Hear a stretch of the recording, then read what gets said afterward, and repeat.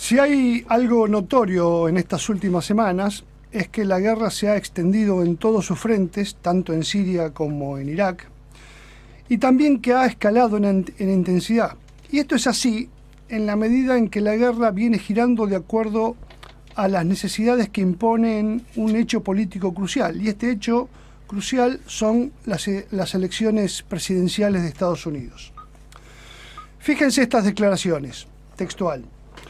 Voy a seguir presionando por una zona de exclusión aérea y sitios seguros dentro de Siria, no solo para proteger a los habitantes y frenar un constante flujo de refugiados, sino también, francamente, para ganar influencia ante el gobierno sirio y los rusos, lo que quizás nos permita llegar a negociaciones necesarias para poner fin al conflicto. ¿Quién dijo esto? Bueno, esto lo dijo la candidata Clinton durante el último debate presidencial frente a su rival republicano. La idea es clara y además es creíble si se tienen en cuenta los antecedentes de la candidata Clinton en la guerra de cambio de régimen que fue desatada sobre Libia en 2011, cuando ella misma era secretaria de Estado. En consecuencia, todo el mundo ha entendido a la perfección que esta, entre comillas, ventana de tiempo de unas pocas semanas hasta las elecciones o hasta la entrega del mando en enero, consolidará posiciones militares que luego serán difíciles de ser trastocadas. De allí la urgencia sirio-rusa-iraní en cerrar definitivamente el frente en Alepo, y también de allí la urgencia iraquí, kurda y norteamericana en cerrar el frente en Mosul, en Irak. Alepo y Mosul, que dicho sea de paso son las segundas ciudades más grandes de Siria y de Irak, ambas ocupadas por el wahabismo, se perfilan como las respectivas cabeceras de una nueva etapa en esta guerra cruel, en la que, como ya hemos dicho, las formaciones terroristas vislumbran decaer como actor principal en beneficio de los estados nacionales que vienen apadrinando todo este desmadre. Algunos títulos aparecidos en esta semana parecieran consolidar esta idea general. Fíjense, por ejemplo, Turquía contra los kurdos, otro frente que escala en la guerra siria. Otro. Siria amenaza con derribar cazas turcos que entren a su espacio aéreo. O también, ofensiva de Turquía deja un saldo de 200 muertos kurdos. O también, la coalición de Estados Unidos destruye infraestructura civil. Por eso remarquemos un dato específico respecto de la liberación de Mosul, que es la diferencia del mismo proceso que se está llevando a cabo en Alepo. Mientras la lucha en Alepo es centralmente contra el Frente al-Nusra y Jaish al-Islam, que son básicamente peones saudíes y cataríes, en Irak la lucha es esencialmente contra el Daesh, que suele ser atacado y a la vez defendido por la coalición occidental según los requerimientos políticos o militares de cada momento. Y esta pareciera ser que no va a ser la excepción. Robert Fisk, este periodista inglés a quien recurrimos con frecuencia por ser uno de los mejores periodistas especializados en Medio Oriente, nos dice en un artículo firmado por él, textual: el propósito real de los Estados Unidos detrás de la liberación, él lo pone entre comillas, detrás de la liberación tan anunciada de la ciudad iraquí, se refiere a Mosul, es inundar a Siria con las hordas de combatientes del ISIS que huirán hacia Raqqa dentro de la propia Siria. En otras palabras, si cae Mosul en Irak, todo el ejército del llamado califato podrá ser dirigido contra el gobierno de al-Assad y sus aliados, un escenario que ciertamente podría producir satisfacción en Estados Unidos, ya que lo mismo ocurrió cuando cayó la ciudad iraquí de Faluya a principios de este año.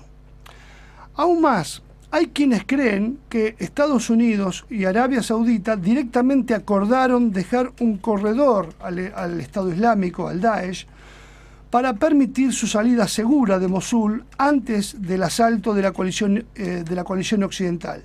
Según esta fuente, que es rusa y que fue tomada por la agencia Novosti, se trata de un plan combinado estadounidense y saudita que prevé el traslado de más de 9.000 combatientes desde Mosul hacia Siria para realizar una ofensiva general contra las zonas controladas por el ejército sirio. Estas sospechas no alcanzan a disiparse después de una serie de comentarios expresados por generales estadounidenses en estos últimos días. Por ejemplo, el comandante estadounidense que es el general Stephen Townsend, ha dicho que no solo Mosul, sino Raqqa serían capturados en mi camino. Y para peor, otro general, también estadounidense, pero no identificado en este caso por el periodista Fisk, expresó su preocupación de que las milicias chiitas iraquíes pudieran apoderarse de la ciudad de Tal Afar, en la frontera entre Irak y Siria, con el fin de atrapar a los combatientes del ISIS dentro de Irak y así evitar su huida a Siria. Como se puede ver, todos pelean contra el reloj político. Siria y sus aliados para liberar Alepo antes de que caiga Mosul y tener así las manos libres para dirigirse hacia el este en dirección de Raqqa.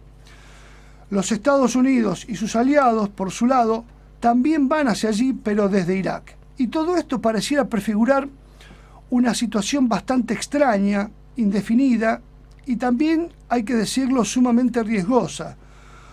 Porque luego de que terminen los procesos de expulsión de los wahabíes de Alepo y de Mosul, en algún punto, más allá o más acá de Raqqa, soldados y aviones de Siria, de Estados Unidos, de Turquía y de Rusia, así como de sus respectivas milicias aliadas, quedarán finalmente frente a frente. Y claro está, allí se acabarán todos los análisis posibles.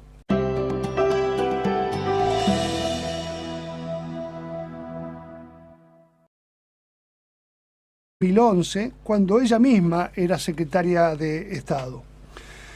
En consecuencia, todo el mundo ha entendido a la perfección que esta, entre comillas, ventana de tiempo de unas pocas semanas hasta las elecciones o hasta la entrega del mando en enero, consolidará posiciones militares que luego serán difíciles de ser trastocadas. De allí la urgencia sirio-rusa iraní en cerrar definitivamente el frente en Alepo, y también de allí la urgencia iraquí, kurda y norteamericana en cerrar el frente en Mosul, en Irak. Alepo y Mosul, que dicho sea de paso son las segundas ciudades más grandes de Siria y de Irak, ambas ocupadas por el wahabismo, se perfilan como las respectivas cabeceras de una nueva etapa en esta guerra cruel, en la que, como ya hemos dicho, las formaciones terroristas vislumbran decaer como actor principal en beneficio de los estados nacionales que vienen apadrinando todo este desmadre. Algunos títulos aparecidos en esta semana parecieran consolidar esta idea general. Fíjense, textual. El propósito real de los Estados Unidos detrás de la liberación, él lo pone entre comillas, detrás de la liberación tan anunciada de la ciudad iraquí, se refiere a Mosul, es inundar a Siria con las hordas de combatientes del ISIS que huirán hacia Raqqa dentro de la propia Siria.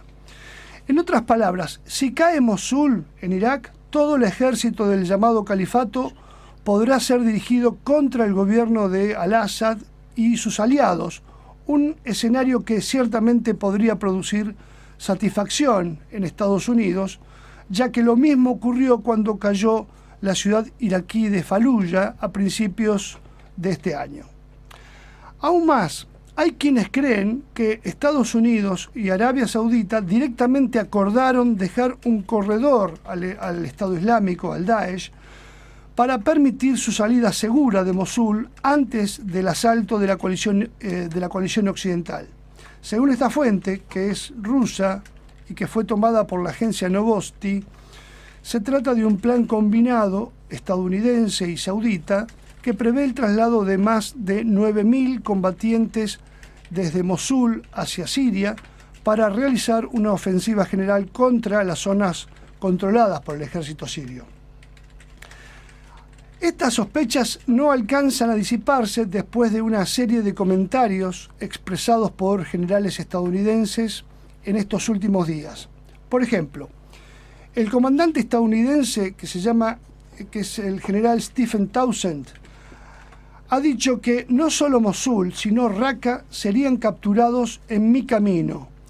Y para peor, otro general, también estadounidense, pero no identificado en este caso por el periodista Fisk, expresó su preocupación de que las milicias chiitas iraquíes pudieran apoderarse de la ciudad de Tal Afar, en la frontera entre Irak y Siria, con el fin de atrapar a los combatientes del ISIS dentro de Irak y así evitar su huida a Siria. Como se puede ver, todos pelean contra el reloj político. Siria y sus aliados para liberar Alepo antes de que caiga Mosul y tener así las manos libres para dirigirse hacia el este en dirección de Raqqa. Los Estados Unidos y sus aliados, por su lado, también van hacia allí. Si hay algo notorio en estas últimas semanas, es que la guerra se ha extendido en todos sus frentes, tanto en Siria como en Irak, y también que ha escalado en intensidad. Y esto es así en la medida en que la guerra viene girando de acuerdo a las necesidades que imponen un hecho político crucial. Y este hecho crucial son las elecciones presidenciales de Estados Unidos. Fíjense estas declaraciones, textual.